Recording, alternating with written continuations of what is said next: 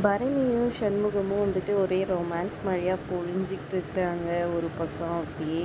அதை வந்துட்டு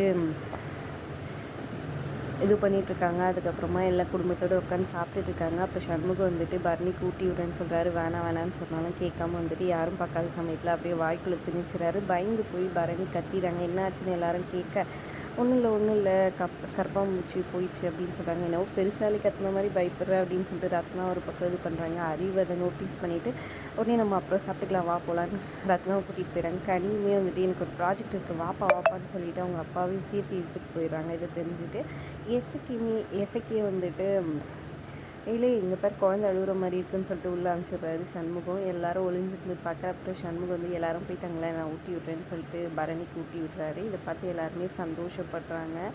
சந்தோஷமாக வந்துட்டு இவங்க 2 பேரும் இதே மாதிரி சந்தோஷமாக இருக்கணும்னு எல்லாருமே நினைக்கிறாங்க. அதுக்கப்புறம் பார்த்திங்கன்னா இங்கே இவங்க வந்துட்டு வேலைக்கு கிளம்பிட்டுருக்காங்க. வீரா ஏழை இன்னைக்கு ஒரு நாள் வீட்டிலே எனக்காக இங்கே இரு, ஒரு நாளைக்கு வேலைக்கு போவேனா லீவ் போட்டுருன்னு ஷோபால்னு சொல்லிட்டு இருக்கேன். லீவ் போட்டால் யார் சம்பளம் கொடுக்குறது, அமைதியாக இரு கம்னு இரு, நான் போகணுன்னு சொல்லிட்டு இது பண்ணிக்கிட்டே வந்துட்டுருக்காங்க. அப்போ கெஞ்சிக்கிட்டே ஷோபால்னும் பின்னாடியே வந்துட்டுருக்காங்க. அவங்க அம்மா சாப்பிட கூப்பிட்டனால 2 பேரும் சாப்பிட்றதுக்காக வராங்க. அப்போது சவுந்தரபாண்டி உட்காந்து சாப்பிட்ருக்காரு. இவங்க 2 பேரும் இந்த மாதிரி வரதை பார்த்து செம்ம கடுப்பாகிறாரு. தன் பையன் வந்து வீரா கிட்ட க்ளோஸ் ஆகுறாரேன்னு சொல்லிட்டு கடுப்பாகிற மாதிரி பண்ணுறேன்னு பார்க்குறாரு.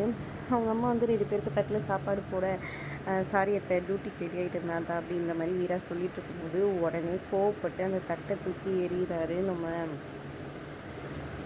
சவுந்தரபாண்டி. எதுக்குப்பா இப்படி பண்ணேன்னு சொல்லிட்டு முத்துப்பாண்டியிலேருந்து எல்லாரும் கேட்க, இந்த வீட்டில் கொஞ்சமாவது இது இருக்கா, ஆம்பளை உட்காந்துட்டு இந்த வீட்டுக்கு தலையில் நான் உட்காந்து சாப்பிட்ருக்கேன், ஏன் முன்னாடி உட்காந்து சாப்பிடுவாளா, உங்கள் அம்மா என்னைக்காவது என் கூட உட்காந்து சாப்பிட்ருக்காளா, இல்லை இது மாதிரி இது பண்ணியிருக்காளா, இவ எப்படி இதெல்லாம் பண்ணலாம், இதெல்லாம் பண்ணக்கூடாது, இவங்க அம்மா ஜெயிலுக்கு போயிட்டு வந்தவ, வெறும் பையன் தங்கச்சி அப்படி இப்படின்னு சொல்லி பேசுகிறாங்க. அதெல்லாம் கேட்டு போதும் நிறுத்துங்க, எங்கள் அம்மா ஜெயிலுக்கு போனாங்கன்னா அது காரணமே நீங்கள் தான், நீங்கள் ஜெயிலுக்கு போனதே இல்லையா, இல்லாத மாதிரி பேசாதீங்கன்னு சொல்ல உடனே கோவப்பட்டு பேசிகிட்டு இருக்கிறாரு இஷ்டத்துக்கும். அப்புறமா இவங்க வந்துட்டு அப்போ நான் வந்துட்டு உங்கள் எதுக்கு சாப்பிடக்கூடாதுன்னா அப்போ நீங்களும் சாப்பிட தேவையில்லன்ட்டு தட்டில் தூக்கி வீரா விசிறிச்சுறாங்க. இதெல்லாம் என்கிட்ட வச்சுருக்காதீங்க, நான் அவனும் எசுக்கி கிடையாது, நான் வீரா சண்முகம் தங்கச்சி, அதுவும் இல்லாமல் போலீஸ்காரி, இதுவே இதோட கடைசியாக இருக்கட்டும், இல்லை இதை விட மோசமாக நீங்கள் பார்க்க வேண்டியதாக இருக்கும்னு சொல்லிட்டு போயிடுறாங்க.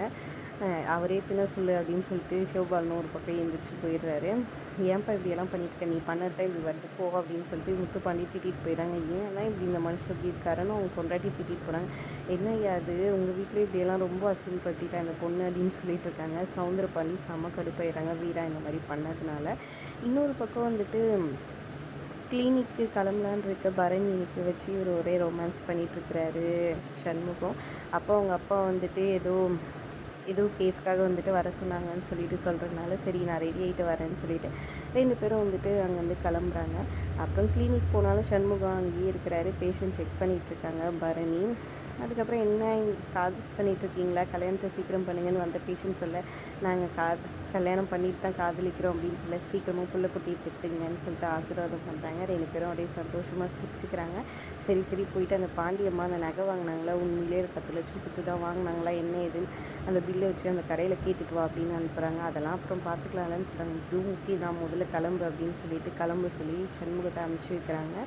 பாண்டியம்மா பண்ண பெரிய வேலையை வந்துட்டு கண்டுபிடிப்பாங்களா, அதுக்கப்புறம் சண்முகத்தோட சுயரூபம் என்ன ஏதுன்றதை பொறுத்திருந்து பார்க்கலாம். வீடியோ பிடிச்சிருந்தா லைக் பண்ணிக்கோங்க. தேங்க்ஸ் ஃபார் வாட்சிங்.